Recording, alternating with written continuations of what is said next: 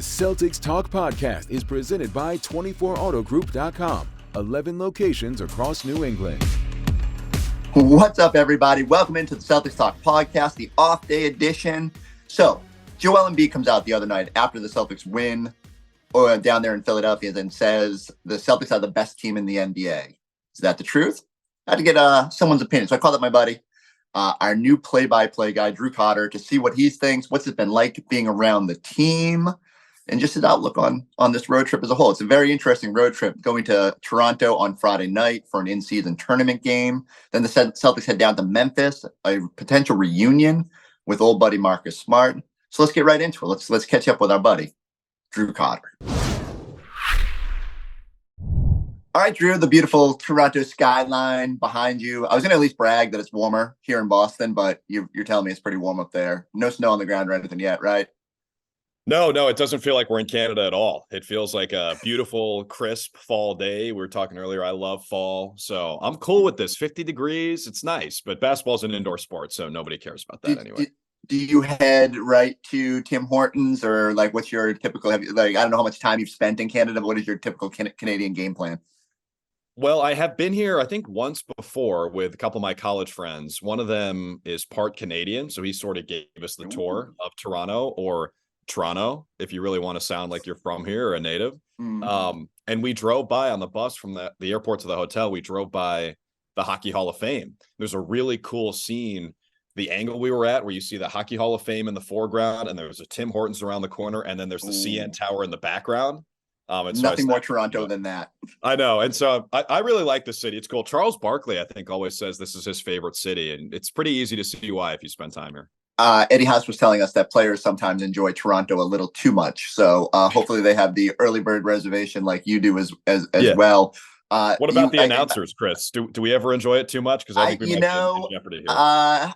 Maybe reporters and TV broadcasters do it differently than me. I see the Molson Brewery and then I fall asleep at 8:00. So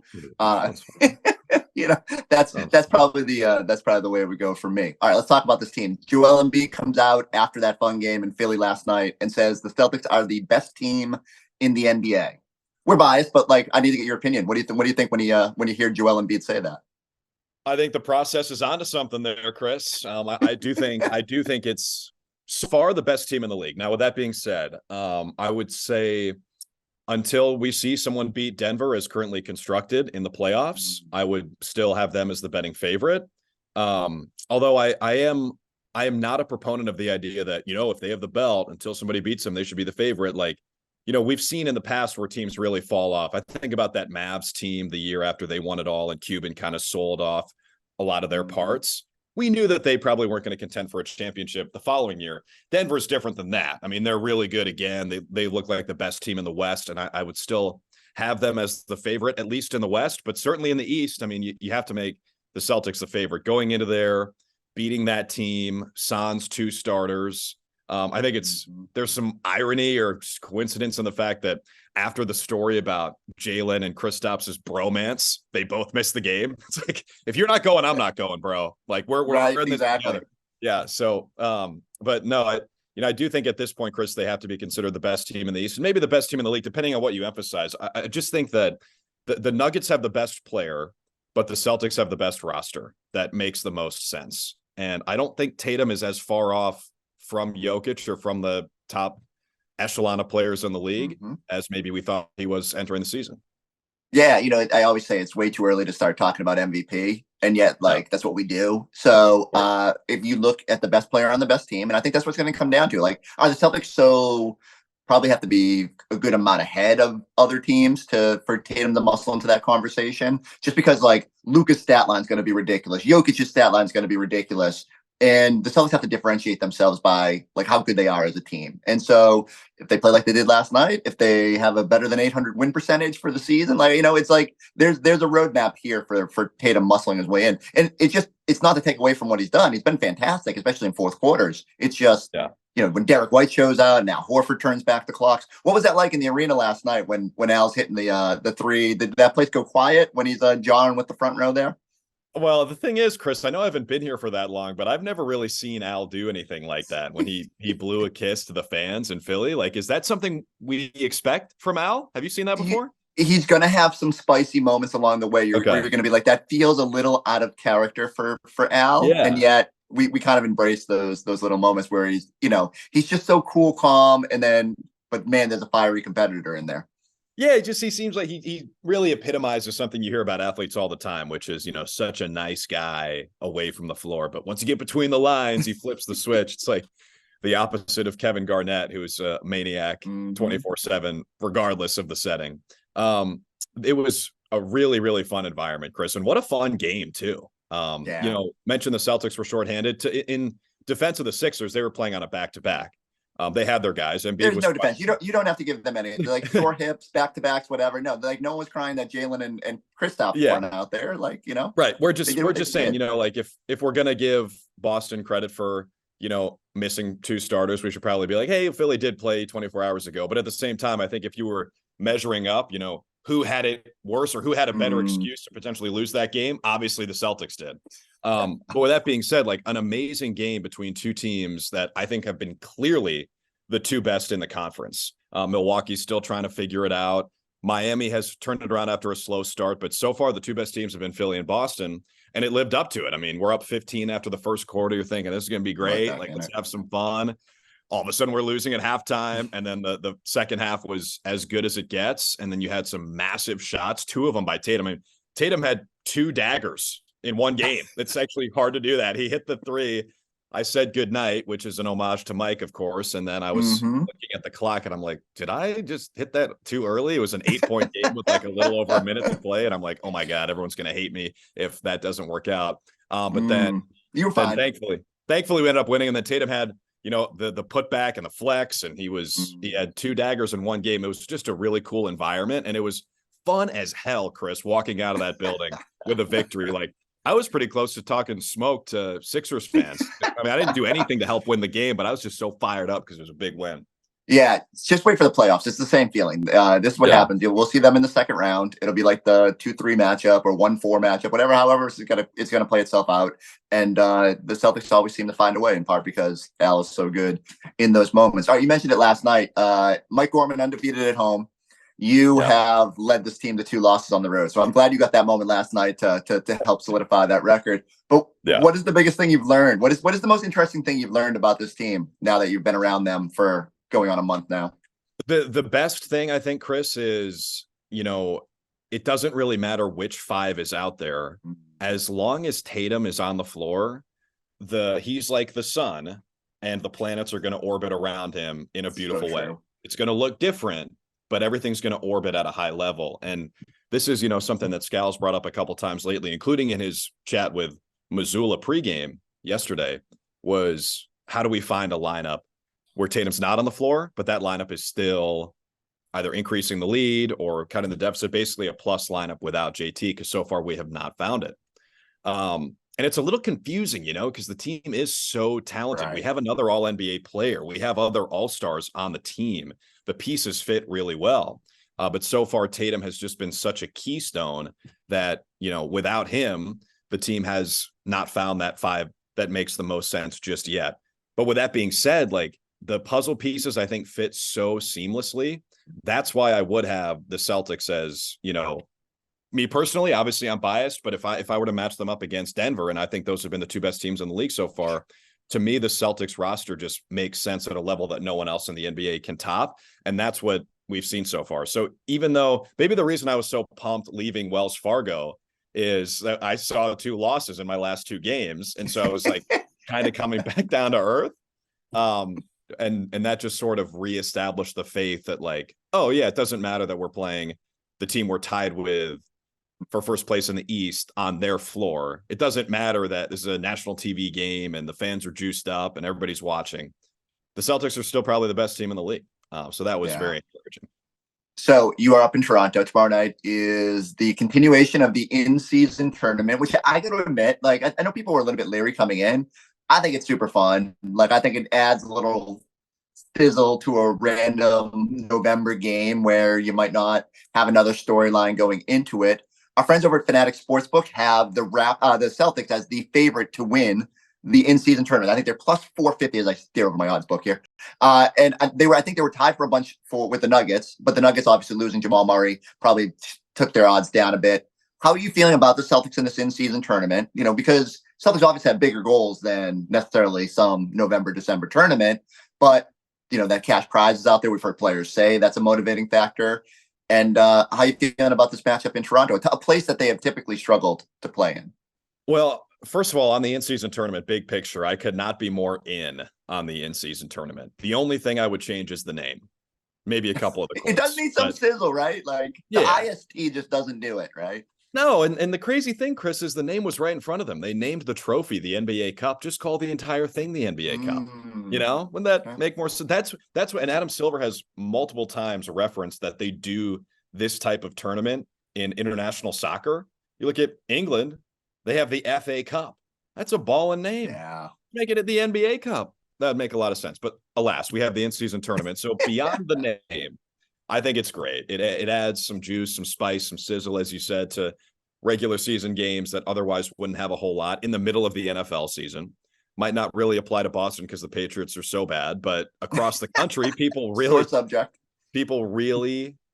are dialed in on the NFL. And I think this can help the NBA take a little bit of that attention away.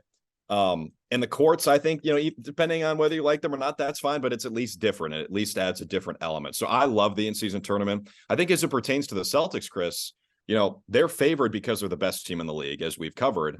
I think there was a lot of value in them to start. I'm pretty sure those odds have been chopped in half because before this in-season tournament started, no one really knew how to bet it. I think they were like plus 900. And then we realized if you're the best team in the league, you probably have the best chance to win this thing because it's not a different sport, even though it is a different event. So I think the Celtics should be favored. And the thing is with this team, I actually don't think the in-season tournament adds any more incentive to these guys because they already love playing basketball. I talked to Brad Stevens about this in Philly last night because I was confused about the new player participation rules. I was just trying to get a little clarity on that. We know about how guys have to play 65 games to qualify for awards, but in terms of being more stringent about national TV games, what does that actually look like? And Brad said, look, and Mike Zarin, I talked with him about this as well. If they want to investigate, they can go ahead and investigate. Kristaps' knee injury, well documented. Jaylen Brown's illness, the guy woke up sick at the hotel, and if he could play, he would absolutely be playing. Really, I wanted to ask more about Embiid, as it pertained to Embiid, because he was one of the reasons he was listed as questionable was soreness. And I'm like, there's no way that can fly on the new participation stuff. But anyway, that's beside the point. The point is this: I think the Celtics love playing together. I think they emphasize every regular season game.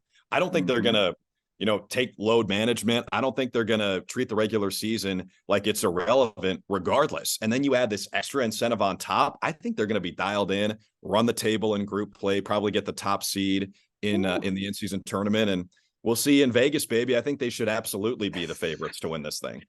I think you're like the rest of us. You're just hoping for a free West Coast trip in the middle of all this so that we can. I don't think we'll go, Chris. Right? I don't think we'll go.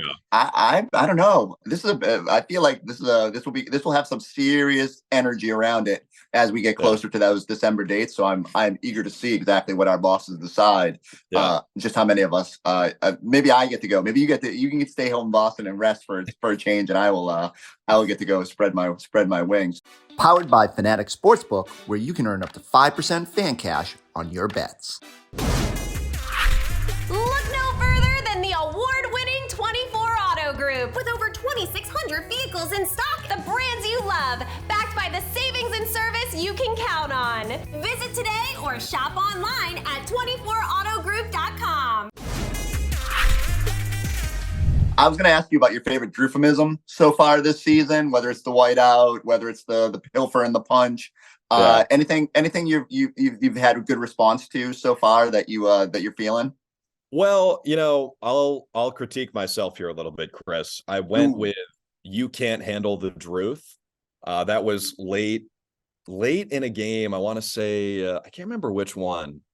Maybe it was against Minnesota. But I think I probably burned that one a little too early. Really? Yeah. It's just got to be just like a gut thing, right? Like you just kind of, am I feeling it today? Is it is it the right moment? Well, yeah, and that might not have been, and maybe it was a little forced. And look, a lot of the stuff I say, people might say is forced, like, oh, that's canned, cliched. I mean, we've talked off the air and now on the air, Chris. You know how much of a dork I am and how much I love puns and wordplay. So, welcome to the club. Yeah, and I find you miss 100% of the shots you don't take. So if I miss on a pun, that's fine. But I think the Drewfamism, by the way, that's a great. Speaking of fun wordplay, I really appreciate that. Maybe my favorite one, and this could be recency bias because it was last night, but I got to drop in Stock Exchange. Yes, it's going to explode. Shout out Mr. White for just absolutely nailing it. Yeah, because I remember seeing that on Twitter, and I'm like, I got to bookmark this and try to work it in. And of course, hat tip to Ramblin' Rec 34 on Twitter because that's his name. And for those who don't understand it, stock. Steals plus blocks. That's a stat that some people will use in NBA just to emphasize defensive impact, basically. So those guys get a lot of steals and blocks. Stocks, the stock exchange. I think that's why. I'm guessing that's the origin of it, right, Chris? Oh yeah. Right? Oh yeah, exactly. But I, even though I enjoyed dropping in stock exchange, I do kind of regret that the call there wasn't the best defensive backcourt in the NBA. Can play some offense too. Ooh. Next time they hook up play like that, that'll be the call. I like it. I do. So I buried the lead here. Reports emanating after you. I think you guys were down in Brooklyn, and yes. So reports. People were quick to tell me that you had a celebrity encounter in an elevator, and then maybe multiple. Just lead me through so I can get angry. For the backstory here is that the person that Drew met is someone that is near and dear to my heart. And everyone's thinking it's Robert Williams now, but it's actually Dave Matthews. And so go ahead and just lead me through. And did you even know what was going on in the moment and how lucky you were in that instance? So, Chris, I could talk about this for hours, but I won't because I don't want to rub it in, because I know how jealous you are. The funniest part about this, dude, is I'm not even really a huge Dave Matthews fan. I like a few of his songs. He Wakes Up in the Morning. Got it. The weekends, the week begins. Sure. I love Ants Marching. Aside from that, don't have a lot of Dave Matthews in my Apple Music library. But as you know, the Dave Matthews Band fan base is as cultish. We are rabid. Yes. I mean, if you think the Grateful Dead has cultish fans, go to a Dave Matthews concert. And so two of my best friends from college and two of the people I love the most in the world, Tim and Jonathan, shout out to those guys, love Dave Matthews more than anything. And so we've actually been in heated debates, like screaming matches about Dave Matthews' artistic talents, where I'm on the negative side. And so for me to run into him in a hotel is just hysterical. And that's why I took the photo. And so to walk you through it, give you the play-by-play, because that's my job. I'm ready for this. Elevator doors open. It's Dave, Dave, my good friend, Dave, first name basis, standing in between two random guys. I walk in, I'm like, hang on, I think I recognize that guy. And as I walk in and become the fourth guy and take my place in the elevator and turn around toward the doors, I'm like, oh my God, that's Dave Matthews. That's the guy who's basically God to two of my best friends in the world. And so one of the other random guys goes, looks like we're stepping on every floor, like the classic dad joke. That's funny, but everyone in the elevator laughs because you kind of have to, you're trapped. I'm like, sorry, fellas. And then a couple seconds go by and I look at Dave and I say, can I get a picture, man? He's like, yeah, sure. Super cool guy. Meet your heroes or meet your friends' heroes, because Dave Matthews was awesome. I pull up my phone to start to take a selfie. Guy next to me is like, dude, let me take it. Like, hell yeah, brother. So I give him my phone. I take the photo with Dave. I put my arm around your savior, Dave Matthews. Chris, I'm so sorry.